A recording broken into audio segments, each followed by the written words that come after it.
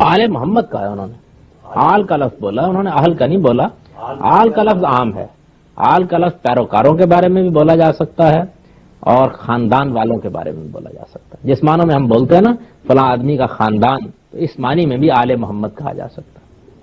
اہل بیت کا لفظ انہوں نے استعمال نہیں کیا۔ مجید میں جو آل فرعون کا ذکر کیا ہے کہ ان کو سب کو غرق کر دیا، تو وہ سارے وہ پیروکاروں کے معنی میں نے یہ عرض کیا نا کہ یہ لفظ آل کی جو مفہوم ہے اس کی نفی ہے، دونوں معنوں میں استعمال ہوتا ہے۔ یہ تو یوں سمجھ لیجیے کہ بہت سے الفاظ ہوتے ہیں کہ جو ایک خاص محل میں اپنے مخصوص معنی میں استعمال ہو جاتے ہیں، عام بھی ہو جاتے ہیں۔ آل کا لفظ پیروکاروں کے معاملے میں، اتباع کے معنی میں، کسی شخص کے پیچھے چلنے والوں کے معنی میں، کسی قبیلے کے افراد کے معنوں میں، اور اسی طرح اہل خاندان کے معنوں میں بولا جاتا ہے۔ پیروکار، اتباع، نبی صلی اللہ علیہ وسلم کے جتنے بھی پیروں ہیں وہ سب اس سے مراد ہیں۔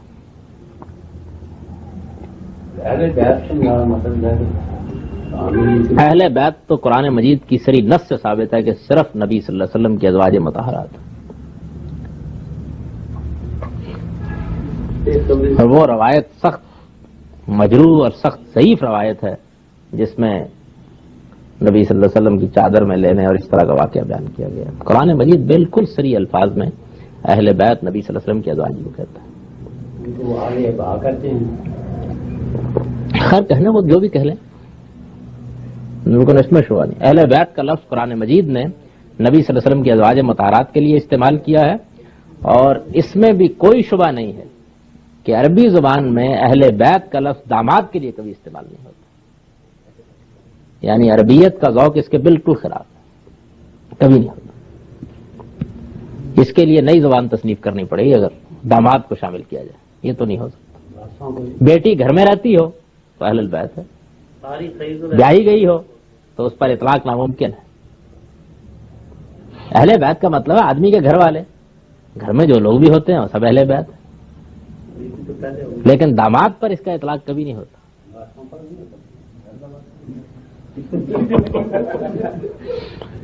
میں آپ کے لیے تھوڑی سی تبدیلی کر سکتا ہوں اپنی رائے میں، لیکن وہ جو وسلم نے روایت میں آتا ہے کہ خاص اہتمام فرمایا، اس کا مطلب یہ ہے کہ وہ ان لوگوں کو شامل کرنا چاہ رہے تھے اپنے اہل بیت۔ یہ روایت پہ تحقیق کریں۔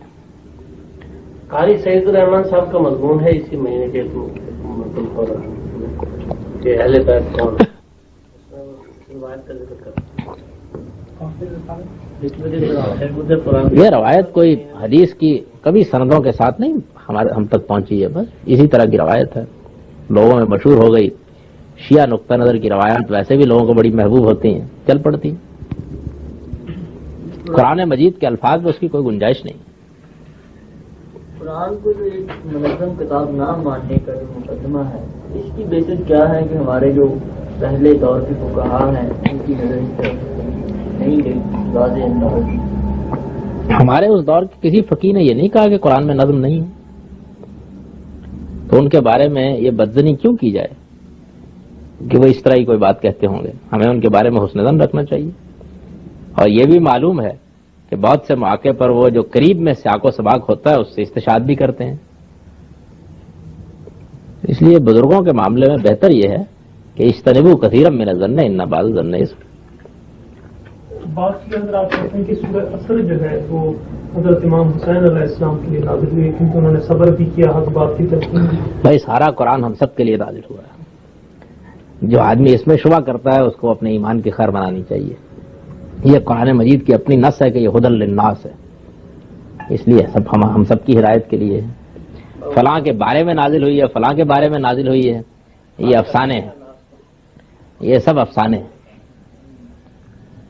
ان کی کوئی حقیقت نہیں۔ شیعوں کی تفسیر مقبول جو مشہور تفسیر ہے ان کی کبھی پڑھیے، قرآن مجید کی کوئی آیت بھی نہیں ہے کہ جو ہمارے بارے میں نازل ہوئی ہو، سب اہل بیت ہی کے بارے میں نازل ہوئی ہے۔ جی یہ عبادت روڈ پر ایک راکھیوں کا عبادت خانہ، اس سے باہر امام شافعی کا ایک شعر لکھا ہوا عربی میں، اس کا نیچے ترجمہ بھی لکھا ہوا ہے کہ شافعی مرتے مرتے مر گیا، اسے یہ پتہ نہیں چلا کہ علی اللہ ہے یا علی خود خدا ہے یا اس کا امام شافعی کا شعر لکھا شعر لکھا ہوا انا للہ و انا الیہ راجعون۔ بعض روڈ کے ساتھ ذرا مقابلے ہیں۔ امام شافعی کا جو شعر اس معاملے میں مشہور ہے میں نے سنا دیا۔ کوئی اضافی شعر ہوگا نا سیدھے ان کان رفضن حب آل محمدی فلیشد الثقلان انی رافضی، یہی شعر ہے بس۔ آپ کے لیکچر سے یہ معلوم ہوتا ہے جی کہ امام شافعی سنت متواترہ ہی پرسن میں اجماع مانتے تھے، اس کی ذرا وضاحت۔ یعنی امام شافعی کی ساری بحث کا مطالعہ کرنے سے معلوم ہوتا ہے کہ بعد کے لوگوں نے جو اجماع کا مفہوم لیا یہ ان کے پیش نظر نہیں تھا۔ اس طرح کی چیزوں کے بارے میں جب اجماع کہا گیا ہے تو انہوں نے اپنے ساتھ بات کرنے والے کے دلائل کا تعارف بہت بخیر دیا اور اس کو مجبور کر دیا کہ وہ ان کی بات مانے۔ وہ اجماع ان چیزوں پر بولتے ہیں کہ قرآن مجید کے مدعا کی حیثیت سے وہ نبی صلی اللہ علیہ وسلم کے زمانے ہی سے امت کو بالاجماع منتقل ہو گئی۔ سنت متواتر کا لفظ اجماع سے کمتر ہے، یعنی متواتر کا مطلب ہے ایک بہت بڑی اکثریت، اجماع کا مطلب کوئی اختلاف ہی نہیں، اس پر بولتے ہیں۔ اس معنی میں اجماع کہ حجت ہونے میں کس کو شبہ ہو سکتا ہے؟ اگر اس مفہوم میں اجماع کا لفظ بولا جائے تو ظاہر ہے کہ سارا دین، اس معاملے میں تو یہ ہے کہ ظاہر ہے کہ ہم کو دین بالاجماع بھی ملا ہے، ہم کو دین بالتواتر بھی ملا ہے، ہم کو دین اخبار احاد سے بھی ملا ہے، تو جو دین بالاجماع ملا ہے اس کے حجت ہونے میں کس کو شبہ ہو سکتا ہے؟ یعنی یہ روایت پر اجماع ہوگا، نبی صلی اللہ علیہ وسلم سے دین کے ہم تک منتقل ہونے پر اجماع ہوگا۔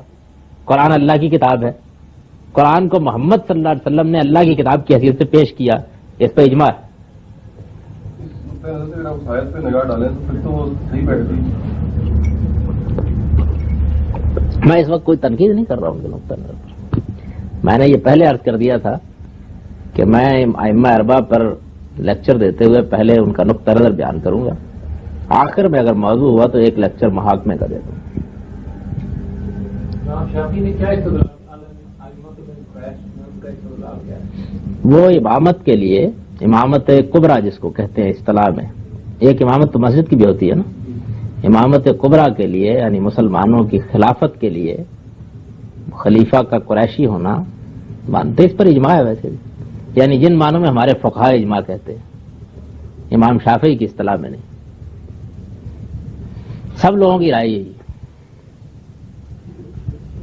امام شافعی کی اس پر بڑی بحث ہے، لیکن یہ شاید یہ ہمارے فقہاء کی راہ وہ سیاسی جبر کی وجہ سے تو نہیں تفصیل پا گئی کیونکہ قریشی تھے، جب یہ خلافت قوم میں چلی گئی تو پھر وہ دوسرا فتویٰ بدل گیا۔ یعنی ہمارے فقہاء نبی صلی اللہ علیہ وسلم کی حدیث میں جو الائمۃ من قریش کے الفاظ آئے ہیں اس کا مفہوم متعین کرنے میں ہمارے نزدیک غلطی کھا گئے۔ یہ بحث سیاسی سے زیادہ علمی ہے۔ نبی صلی اللہ علیہ وسلم نے فرمایا الائمۃ من قریش، علمی سے زیادہ سیاسی زیادہ علمی، الائمۃ من قریش۔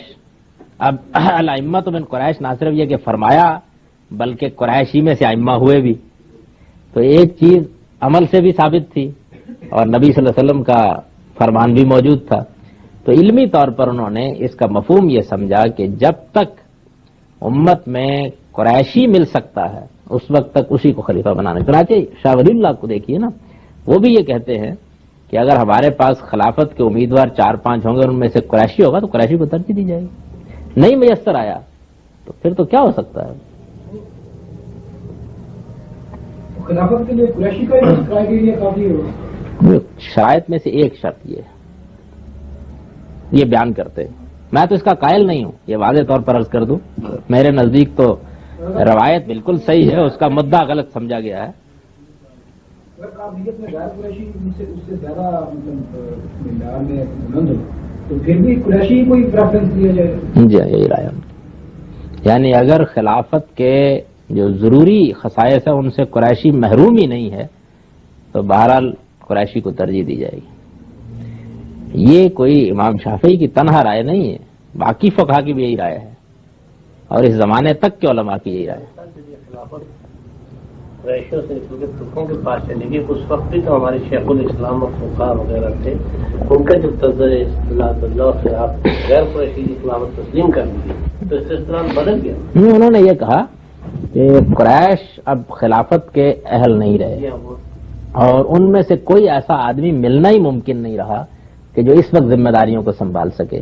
اس لیے جس طرح اگر پانی نہ ملے تو تیمم کیا جاتا ہے، اسی طرح پر یہ خلافت ایک غلط مسئلے میں ہمیشہ یہی ہوتا ہے. دیکھیے نا، یہ ہمارے شیعہ حضرات نے یہ موقف قائم کر لیا کہ خلافت تو بہرحال امام معصوم کے پاس ہوگی. اب وہ امام معصوم صاحب غائب ہو گئے، اس کے بعد مسئلہ بنا رہا ہے بہت، یہاں تک کہ خمینی کو آ کر پھر ایک نیا موقف پیدا کرنا پڑا کہ علماء میں سے بھی ایک معتمد آدمی نیابت کر سکتا ہے. یہ ہوا نا، ورنہ وہ تو اس کے قائل نہیں تھے. 5ویں 6ٹھی صدی تک تو اس پر بڑی بحث رہی ہے کہ کیا امامت کے منصب پر کوئی غیر معصوم لمحے بھر کے لیے فائز ہو سکتا ہے. وہ یہ کہتے ہیں کہ امامت تو ہر حال میں ایک ایسی چیز ہے جس کا تعلق تمام انسانوں سے ہے.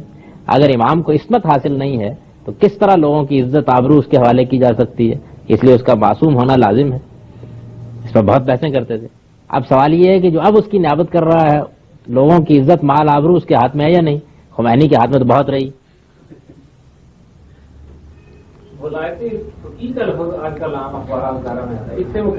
وہی امام غائب کی نیابت میں جس شخص پر علماء اعتماد کر لیں وہ شخص بھی نظام حکومت کو چلا سکتا ہے. یہ راستہ نکالا انہوں نے، ورنہ ان کی اصل فقہ میں اس کی کوئی گنجائش نہیں تھی. نہیں میں نے یہ ہرگز میری طرف وہ بات اس بات کی نسبت نہ کیجیے جو میں نے کہی نہیں. اللہ تعالیٰ مجھ کو معاف کرے، میں نے ایسی بات نہیں کی. میں نے یہ کہا ہے کہ وہ چونکہ نبی صلی اللہ علیہ وسلم کے خاندان سے بہت محبت رکھتے تھے اور اس زمانے میں یہ چپکلش عام تھی کہ جو لوگ اس محبت کو ظاہر کرتے ان کو شیعہ یا رافضی کہا جاتا تھا، تو انہوں نے کسی موقع کے اوپر اپنی محبت کو ظاہر کرنے کے لیے یہ کہا کہ بھائی اگر اس بنیاد پر کسی کو رافضی کہتے تو پھر میں بھی رافضی ہوں. یہ تو کوئی رفض نہیں ہے اس کے اندر. یعنی نبی صلی اللہ علیہ وسلم کے خاندان سے محبت کرتے تھے. بات کو وہی رکھیے جہاں انہوں نے کہی ہے، اس کو اس جگہ سے آگے کیوں بڑھاتے ہیں؟ یہ اسی طرح کا اسلوب ہے جس طریقے سے مثال کے طور پر میں یہ کہوں کہ بھائی میں وہابی تو بالکل نہیں ہوں، لیکن اگر قبروں پر سجدہ نہ کرنا وہابی ہے تو پھر میں بھی وہابی ہوں. یہ اس طرح کا اسلوب ہے. ان کی بات کو ان کے اسلوب میں سمجھیے. سب سے ان کا نام ہی کوئی نہیں لیتا، بلکہ اس پر بحث کرتے ہیں کہ تھی بھی یا نہیں. حالانکہ قرآن مجید کی نص سری سے ثابت ہے رسول اللہ علیہ وسلم کی 1 سے زیادہ بیٹیاں، اور تاریخی طور پر معاملہ ہوگا وہ بھی تو اس میں شامل ہوں گے. ظاہر بات ہے، اس میں کیا شبہ ہے. اور وہ نواسی بھی شامل ہوگی جس کو حضور اپنے کندھے پہ اٹھا کے نماز پڑھایا کرتے. سبھی شامل ہوں گے. امام شافعی کے معاملے میں یہ چیز نہیں تھی کہ وہ کسی خاص خاندان کے حصے ہی سے محبت کرتے تھے. ان کا عمومی رجحان امیر معاویہ کے مقابلے میں حضرت علی کی طرف تھا اور اسی سے زیادہ مسئلہ پیدا ہوا. یہ عجیب ہے جنہوں پر نبی صلی اللہ علیہ وسلم کندھے پر بٹھا کر مکہ میں بہت توڑے تھے. صاحب انہوں نے بتایا کہ وہ علی وہ حضرت علی نہیں ہے، بلکہ حضرت نبی صلی اللہ علیہ وسلم کے نواسے تھے. جی ادھر تو میں جھوٹا رکھا لوگوں وہ مرغ کی ٹھونک سے وہ بہت ہو گئے. امام مسلم کھجوریں کھاتے کھاتے فوت ہو گئے. امام شافعی کی دردناک وفات کا میں نے ذکر نہیں کیا. ویسے تو وہ خونی بواسیر کے مریض تھے اور اس زمانے میں ان کو بہت تکلیف بھی تھی اس کی، لیکن درس میں بعض لوگ بیٹھے رہے جو ان کے مخالف تھے اور مالکیہ کے نقطہ نظر کے تھے. وہ اس زمانے میں امام مالک پر بہت تنقیدیں بھی کر رہے تھے. جب ان کے اپنے شاگرد اور ان کے اپنے معتقدین چلے گئے تو انہوں نے اس قدر ان کو زد و کوب کیا امام شافعی کو کہ اسی میں ان کی وفات ہو گئی.